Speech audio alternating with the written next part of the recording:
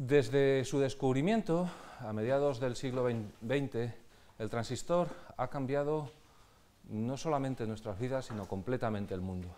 Los avances en microelectrónica han sido constantes, imparables, y siguen siéndolo. Todavía no se ha llegado a los límites teóricos de la tecnología clásica, y para seguir viendo estos avances, hoy tenemos con nosotros a Marcos Benedicto Córdoba. Él trabaja en el Instituto de Ciencia de Materiales de Madrid, que es parte del CSIC, y nos va a hablar sobre nuevos semiconductores de la serie 3.5, dieléctricos, high-K, con alternativa para la fabricación de una de las nuevas generaciones de transistores. Él es licenciado en Ciencias Químicas por la Universidad Autónoma de Madrid en el 2008. También hizo un máster en nanotecnología y materiales avanzados en la Autónoma, donde la tesis para este máster la realizó ya en el Instituto de Ciencia de Materiales de Madrid. Y este mismo año pues, es un joven doctor recién estrenado. Lo tenemos aquí y con este título de tesis pues, ganó su doctorado. Sus líneas de investigación pues, se mueven alrededor del mundo de los semiconductores y su aplicación para transistores. Yo no robo más tiempo, os dejo con él y simplemente digo muchas gracias por estar aquí y el tiempo es tuyo, Marcos. Vale. Bueno, muchas gracias a los asistentes por haber venido a verme y gracias también a Ignacio Pastor por invitarme a participar en estos ciclos y presentar el trabajo de integración de semiconductores 3.5 dieléctricos high-K como alternativa para la fabricación de una nueva generación de transistores. Este es el esquema que voy a seguir en mi presentación. Primero haré una breve introducción sobre qué es un transistor, para qué vale, cómo funciona y las dos nuevas alternativas que se están barajando para continuar con su escalado, que son la introducción de nuevos materiales y de nuevas arquitecturas. A continuación expondré el método desarrollado en el Instituto de Ciencia de Materiales de Madrid para integrar semiconductores 3.5 y dieléctricos high-K en los transistores. Y por último, expondré algunos primeros resultados sobre la integración de InGaAs sobre sustratos de óxido de hafnio y arsénico de galio nanoestructurado. Bueno, uno de los deseos más perseguidos por la humanidad es poseer máquinas que sean capaces de hacer cálculos tediosos. Entonces, algunos intentos para alcanzar este deseo fue pues, la invención del Abacon Babilonia en torno al 400 a.C. y la invención de las máquinas de calcular de Pascal y Leibniz en el siglo XVII. Pero no fue hasta 1948 en Estados Unidos cuando Shockley, Barden y Brattain desarrollaron el primer transistor. Es un transistor MOSFET, metal óxido semiconductor, un transistor de efecto de campo metal óxido semiconductor, consta de un material metálico, fuente, puerta y drenador, que están depositados sobre un material aislante o óxido de puerta, que está a su vez depositado sobre un sustrato semiconductor que haga las funciones del canal de transistor. El funcionamiento de un transistor MOSFET se basa en la aplicación de un voltaje entre la puerta y el cuerpo del dispositivo, de manera que se cree un canal en el sustrato semiconductor por el campo eléctrico creado en el óxido de puerta. La introducción de otro voltaje entre la fuente y el drenador, los electrones discurrirán por el canal, cuya forma será modificada al modificar el voltaje de puerta.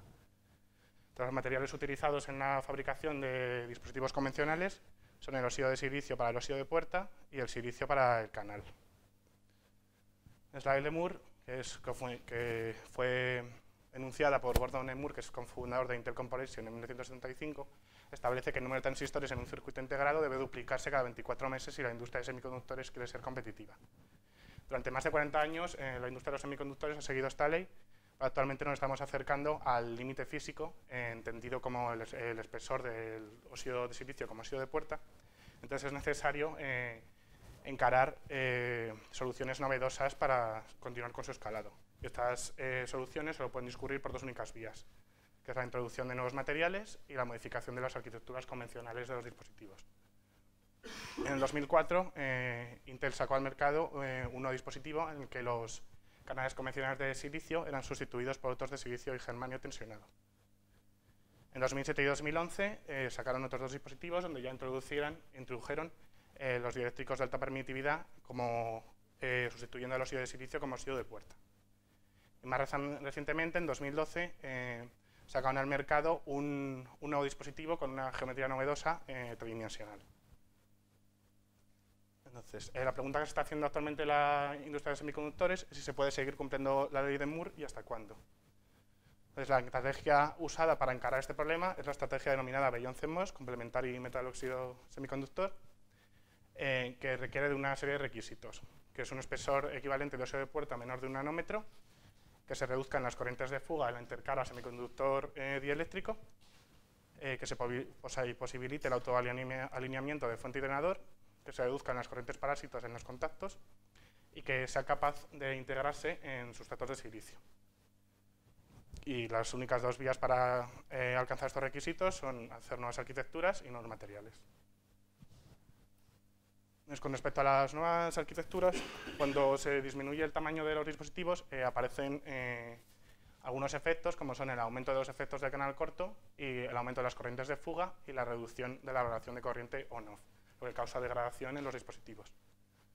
Entonces es necesario elaborar nuevas estrategias de ingeniería de puerta, electrodo y canal. Entonces, uno de los nuevos diseños más prometedores son los transistores SOI, Silicon On Insulator, multipuerta, que permiten un mayor control de la densidad de corriente, un mayor control de los efectos de canal corto y mayor velocidad de trabajo. Asimismo, con la inclusión de multipuertas se puede reducir las corrientes de fuga en las intercaras semiconductor dieléctrico. Los requisitos tecnológicos para poder fabricar estos dispositivos son sustratos de alta planaridad y calidad cristalina, minimizar el espesor del óxido de puerta, desarrollar procesos de manufactura de baja temperatura y desarrollar nuevos métodos de alineación sustrato fuente drenador. Con respecto a los nuevos materiales, el material convencional usado como óxido de puerta en la fabricación de dispositivos convencionales es el óxido de silicio. Para reducir el tamaño de los dispositivos aparecen efectos como son el aumento de la corriente de fuga, lo que supone un descenso en el rendimiento de los dispositivos. Uno de los candidatos más prometedores para sustituir al óxido de silicio como óxido de puerta son el grupo de los dieléctricos high-K o de alta permitividad, entre los que destaca el óxido de hafnio, debido a su alta constante dieléctrica, su adecuado ancho de banda prohibida, su alto campo de ruptura y la estabilidad térmica de las intercaras. La inclusión del óxido de hafnio en una nueva generación de transistores permitiría disponer de transistores de menor tamaño. Con respecto a los canales, el material convencional usado en la fabricación de los transistores es el silicio. Al reducir el tamaño de los transistores, esto causa reducción de la movilidad, lo que también causa un descenso en el rendimiento de los dispositivos. Uno de los candidatos más prometedores para sustituir al canal de silicio en la construcción de los dispositivos son el grupo de los semiconductores 3.5, entre los que destaca el arsenio de galio indio, que tiene, debido a su bajo campo de ruptura, a su bandgap directo y a la alta movilidad de los electrones que posee. Entonces, la introducción del arsenio de galio indio en una nueva generación de transistores permitiría aumentar su velocidad de trabajo. Pero la integración de semiconductores 3.5 y dieléctricos de alta permitividad tiene intrínseco una serie de problemas que se deben fundamentalmente a la exposición del sustrato semiconductor al oxígeno atmosférico. Esto genera unas sustancias, unos óxidos nativos en la superficie del semiconductor que, después de depositar el dieléctrico de alta permitividad encima, ocasiona estados de intercara, lo que supone anclaje del nivel de Fermi, que son trampas de electrones, lo que reduce la movilidad en el canal y aumenta las inestabilidades de los dispositivos.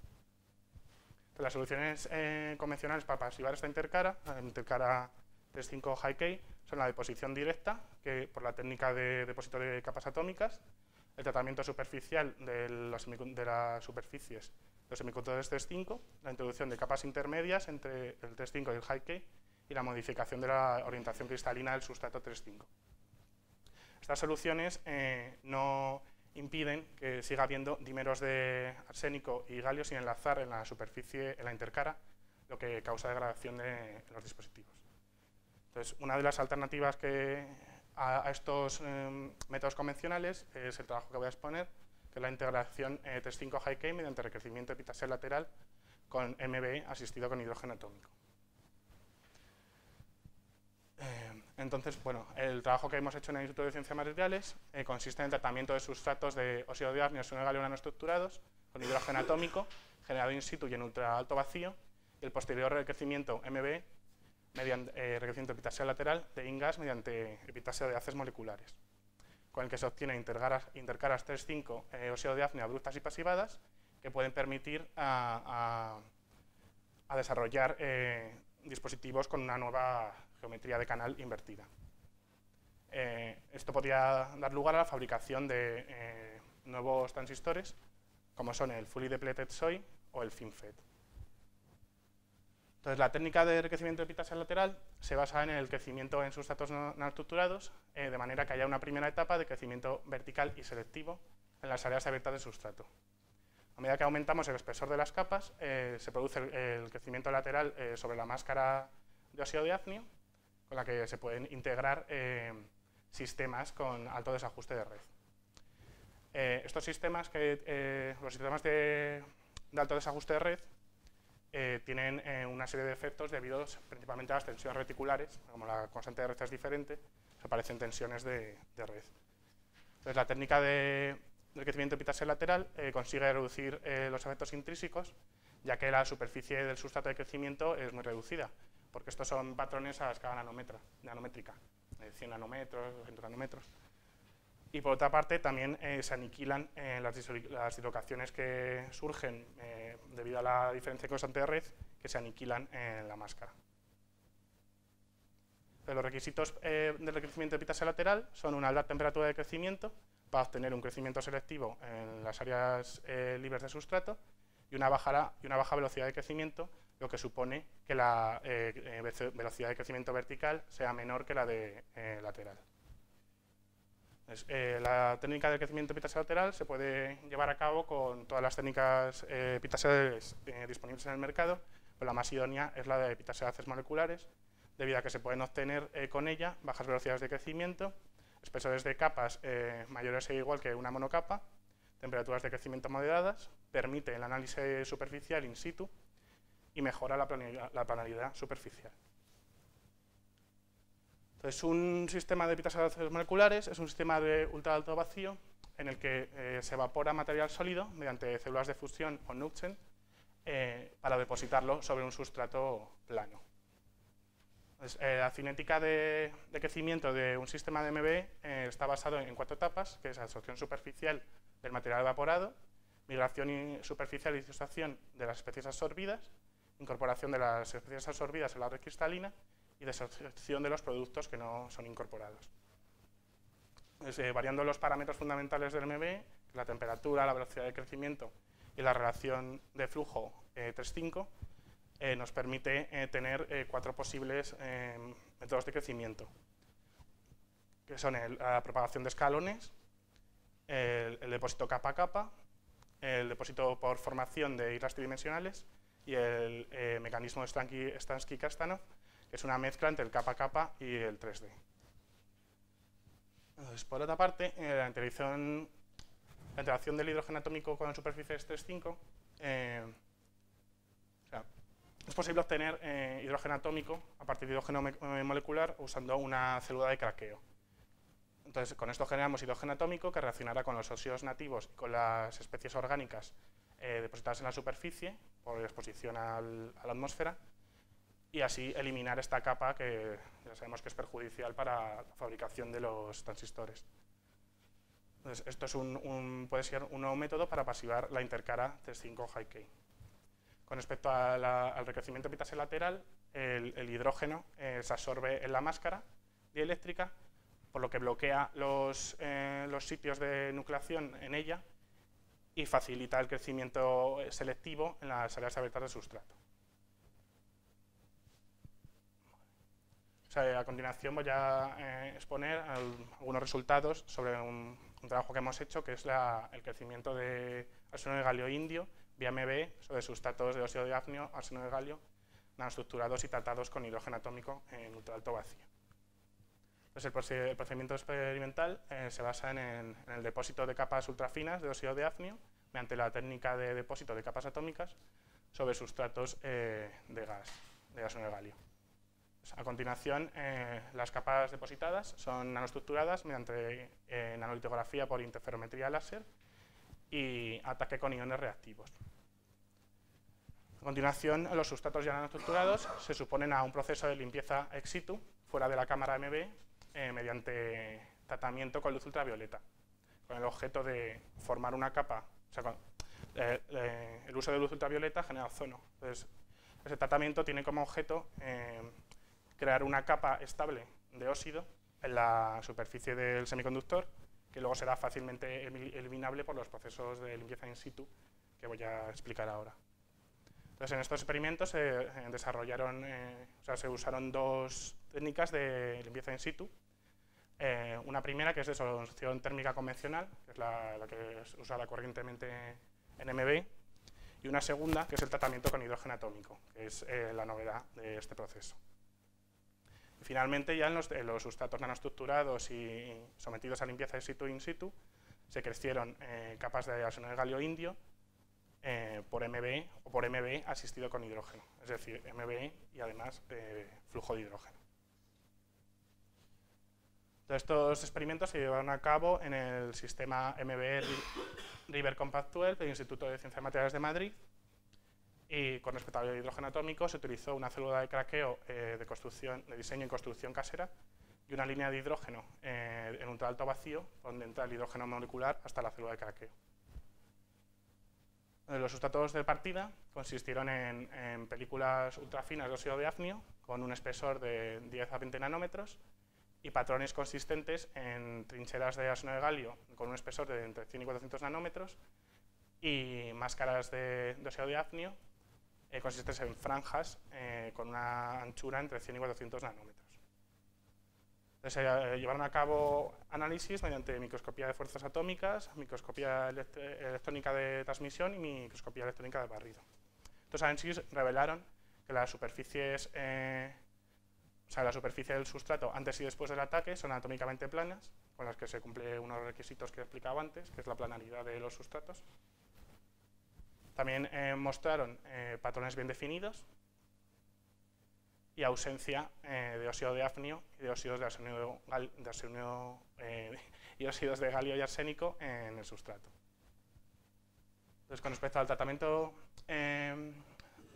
con hidrógeno atómico en ultraalto vacío, se llevaron a cabo análisis mediante espectroscopía de masas de iones secundarios con tiempo de vuelo. Estos análisis fueron realizados en Intel Analytical Labs en Dublín, y estos mostraron que el tratamiento con hidrógeno atómico reduce el contenido en las impurezas fundamentales del proceso, que son cloro, que procede de la limpieza del sustrato de arsénico de galio con ácido clorhídrico, carbono, que procede de la limpieza del sustrato de arsénico de galio con disolventes orgánicos, y flúor y azufre, que proviene de la fuente de hidrógeno molecular comercial antes de ser disociado en hidrógeno atómico. Se observa una disminución de impurezas al aumentar la temperatura de tratamiento y el flujo de hidrógeno, pero no claro ni en el flúor ni en el azufre, porque provienen del hidrógeno comercial. Y este proceso de disminución de impurezas está controlado por la desorción de los productos de reacción, presumiblemente metano, fluoruro de hidrógeno y sulfuro de hidrógeno. Por otra parte, se llevaron a cabo análisis por espectroscopía de fotoelectrones resuelta en ángulo en las muestras tratadas a diferentes temperaturas y a diferentes flujos, encontrándose picos correspondientes al hafnio unido con el oxígeno. No se encontraron picos correspondientes al hafnio metal en las muestras tratadas, lo que quiere decir que se conserva la estequiometría de la capa de óxido de hafnio en el tratamiento. O sea, el hidrógeno atómico no afecta a la composición química de la capa, y entonces pues, no cambian sus propiedades. A ver. Bueno, como he explicado antes, se utilizaron tres metodologías de crecimiento. Una primera metodología consistente en la desorción térmica convencional como limpieza in situ y el crecimiento por MB convencional. Un segundo método consistente en la limpieza in situ con hidrógeno atómico y el crecimiento por MB convencional. Y finalmente, una limpieza in situ con hidrógeno atómico y crecimiento MBB asistido con hidrógeno atómico. Entonces, en estas imágenes se puede observar que el crecimiento es selectivo para los tres métodos utilizados, ya que después de crecer las capas, la morfología de la muestra imita la del sustrato. Quiere decir que el material solo ha crecido en las áreas abiertas de gas. O sea, se obtuvo un crecimiento selectivo en los 3 métodos utilizados. Con respecto al efecto del hidrógeno atómico, se observa una disminución de la temperatura mínima para el crecimiento selectivo, lo que es debido a, como he explicado antes, que el hidrógeno atómico se absorbe en la máscara de óxido de hafnio, bloqueando la nucleación. Entonces el material tiende a crecer preferentemente en las áreas abiertas del sustrato. Asimismo, se observa un aumento de la anchura de la ventana de crecimiento selectivo, es decir, el rango de temperatura donde puede haber crecimiento selectivo, debido a que el hidrógeno actúa como surfactante y facilita el crecimiento en las áreas abiertas del sustrato. Por último, se observa una disminución de la rugosidad superficial, debido a que el hidrógeno atómico reduce las barreras Erdős-Schwebel en el borde de escalón, lo que ayuda a que el material crezca en el borde y el sustrato se vaya planarizando cada vez más. Entonces, pues para 2 muestras crecidas, una por desolución térmica convencional, IMB, y otra por hidrógeno atómico más MB, se hizo un análisis por microscopía electrónica de transmisión para observar qué diferencias había en las capas crecidas y en las intercaras 3,5 high-K obtenidas. Entonces, esta primera muestra, bueno, las muestras fueron crecidas a la misma temperatura, y en esta primera muestra se sometió a una limpieza in situ consistente en calentar el sustrato a 600 grados dentro de la cámara de vacío de MB. Estos estudios fueron realizados en colaboración con la Universidad Carlos III de Madrid. Entonces, aquí se puede observar que el crecimiento es efectivamente selectivo y crece en las áreas abiertas del sustrato, que tiene, o sea, el sustrato forma facetas 220 y 111, como una especie de cuña en las trincheras, lo que es debido al calentamiento a 600 grados, que causa tensiones en la capa de hafnio y modifica el sustrato subyacente.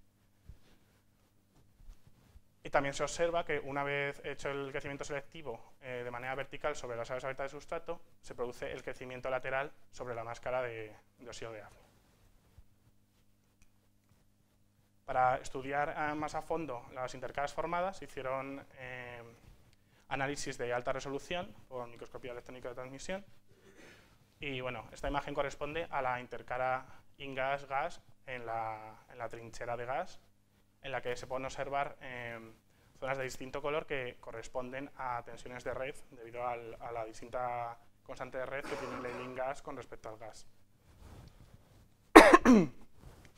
En estos análisis, por energía dispersiva de rayos X, usando el microscopio TEM, pero en modo barrido, se obtuvieron perfiles composicionales en la capa para arsénico, galio e indio, observándose un aumento progresivo del contenido en indio a medida que aumenta el espesor de la capa, lo que constituye otro método de aliviación de tensión.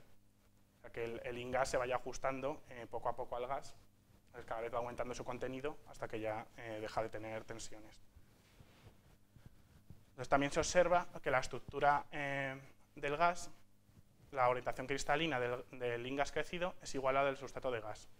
Esto es una clara prueba de que el crecimiento lateral, o sea, de que ha habido crecimiento lateral, porque el crecimiento parte en las áreas abiertas del sustrato, entonces luego empieza a ser lateral por encima de la máscara. Y eso se corresponde con que la estructura del gas sea, la estructura cristalina, la orientación cristalina del gas sea la misma que la del INGAS. Esta es la intercara INGAS óxido de hafnio en arsénico de galio, obtenida por crecimiento epitaxio lateral. Y esta imagen corresponde a la correspondiente al diagrama de difracción de electrones de la capa de INGAS crecida por crecimiento lateral.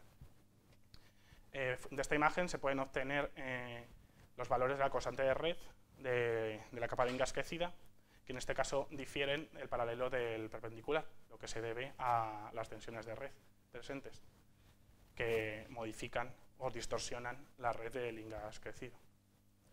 Por último, se llevaron a cabo análisis por energía dispersiva de rayos X en la intercara INGAS óxido de hafnio gas obtenida, en la que no se observa la presencia de oxígeno ni de hafnio dentro de la capa crecida, lo que indica que no hay difusión de la capa al sustrato o a la capa crecida por recrecimiento epitaxial lateral.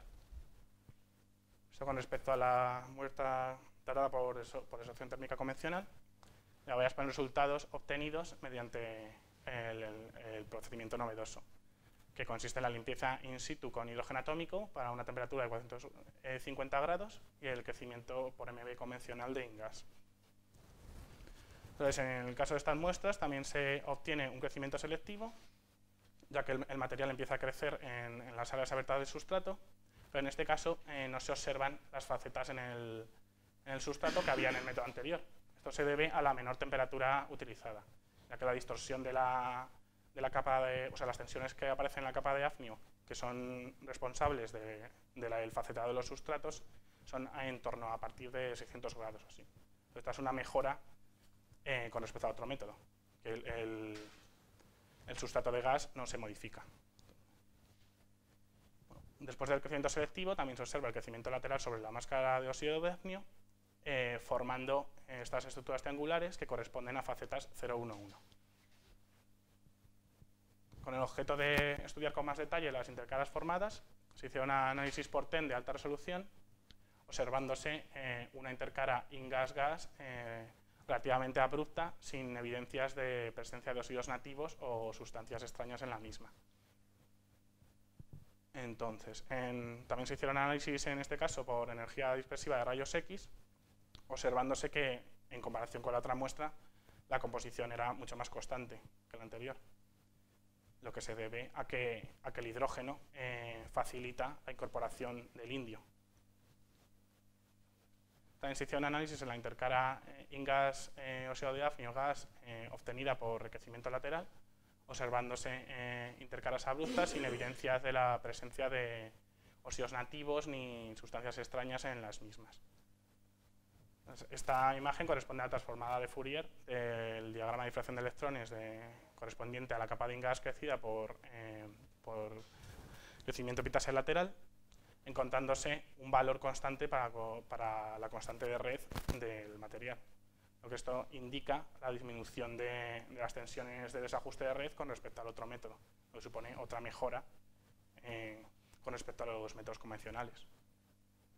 También se llevan a cabo análisis por energía dispersiva de rayos X, sin encontrarse evidencias de la presencia primero, de óxidos nativos en la intercara, que no hay oxígeno en las intercaras, ni tampoco se mostraron evidencias de la difusión de óxido de hafnio u oxígeno ni al sustrato de gas ni a la capa de INGAS crecida. Y bueno, ya estoy acabando. Y bueno, este trabajo demuestra que es posible integrar semiconductores 3.5 y dieléctricos de alta permitividad en una nueva generación de sustratos de dispositivos, obteniéndose intercaras 3.5, high-K 3.5 abruptas que podían ser integradas en los nuevos dispositivos. Muchas gracias por vuestra atención. Pues muchísimas gracias por este recordatorio del transistor y la exposición de las nuevas vías que tenemos para el futuro. Tenemos tiempo para alguna pregunta. No se anima nadie. Por allí, te paso el micrófono. No te importa. Hola, yo soy... No, aunque no está encendido. Sí, hola. No se te va a oír, póntelo, no se te oye, pero se te graba. Vale, voy. Pero acércate. Perdona. Soy Enrique San Andrés de la Complutense, trabajamos en dieléctricos de alta K y yo lo que no veo totalmente cómo integrar esto, o sea, esa estructura que dices invertida del transistor, cómo podría hacerse o cómo podría hacerse sobre el SOI. Es lo que no... Gracias. Nosotros en el trabajo lo que hacemos es la primera etapa, que es lo que corresponde al círculo que he mostrado, que es integrar el canal del semiconductor, que en este caso sería INGAS, con el óxido de puerta, que es el óxido de hafnio, y el sustrato, que en este caso es gas. Puede ser silicio, puede ser otra cosa. Entonces, claro, Luego, de pasar de esta intercara al transistor, pues requiere de muchos pasos tecnológicos, o sea, de litografía, de recrecimiento otra vez. Eso pues ya no compete al trabajo este, eso ya es una cosa más a nivel industrial. O sea, ya hay transistores así en el mercado, claro, pero lo que no hay son con estos materiales, porque como ya expliqué al principio, es muy difícil integrar los semiconductores 3.5 con los didácticos de alta permitividad.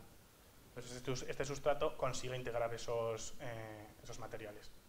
Otro tema ya es cómo hacerlo, o sea, cómo meterlo en los transistores, o sea, compete a la industria. O sea, a nivel laboratorio se puede hacer, ya que sea rentable, que tal, eso ya es otra cosa.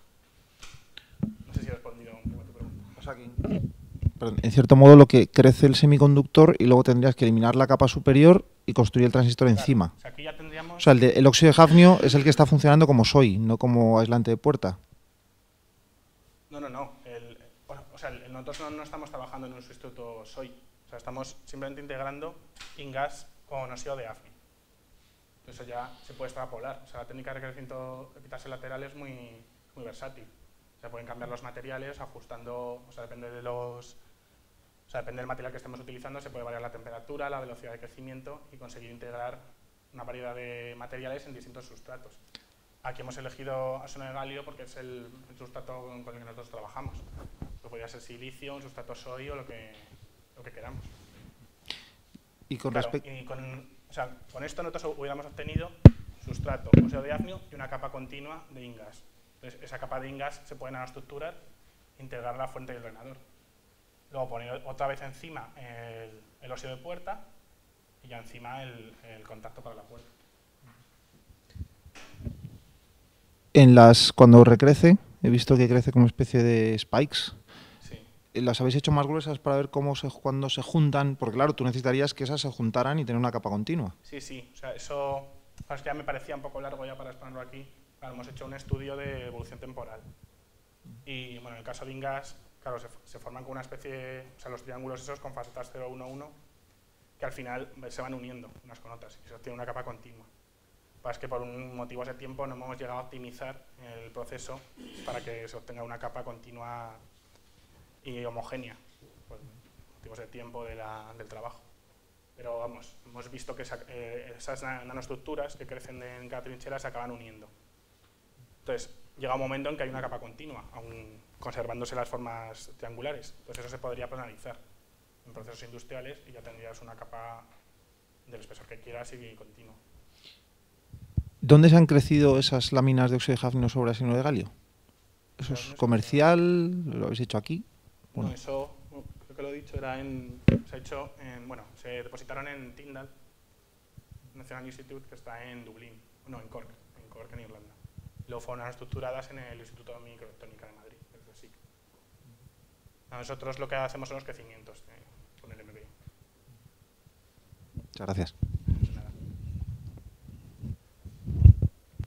¿Alguna otra pregunta?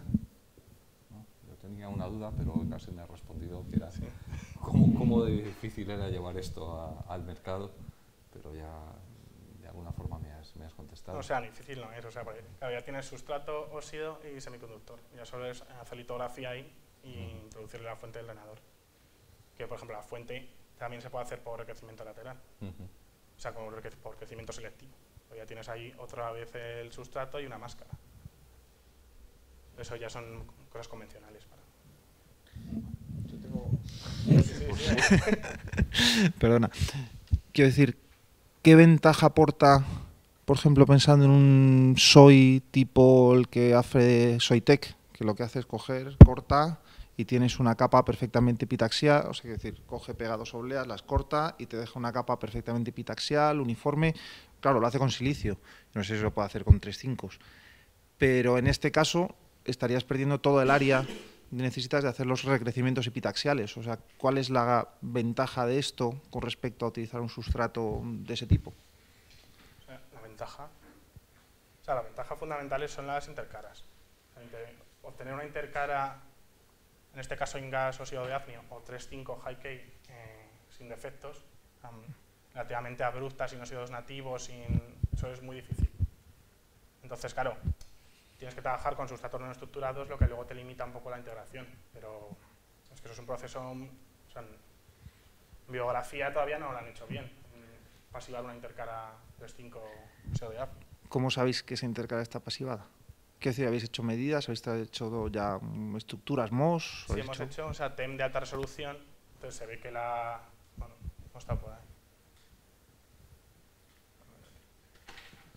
Bueno, hay de más de resolución, aquí he puesto una porque es más, se ve más visualmente.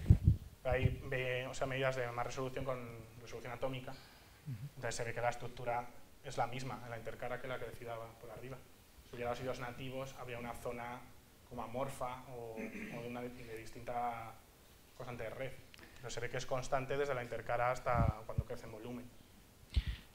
Sí, pero claro, luego... Esto es todo en términos relativos. O sea, claro, claro. Cuánto oxígeno hay ahí es una cosa muy difícil de decir. O sea, te puedes fiar viendo la constante, o sea, viendo la estructura cristalina con alta resolución. Si está todo ordenado, es que no hay ahí átomos extraños como oxígeno o carbono. Ahora, decir 100% que ahí no hay nada de oxígeno... Pues no, sí, el problema no es el oxígeno, el problema es la estructura, esa estructura, que luego, quiero decir, la estructura de densidad de estados que te puede dar, que a pesar de que tú la veas perfectamente abrupta en el TEM, luego haces un MOS y el MOS no funciona. Claro, o sea, la prueba irrefutable es claro, meterle corriente y ver cómo funciona. Claro, eso es, quiero decir, que si pero tenéis alguna... También por motivos de tiempo no se ha podido hacer. Pero... Vale. Bueno, si no hay más preguntas, lo dejamos aquí. Muchas gracias, Marcos, y hasta la próxima, cuando quieras. Gracias.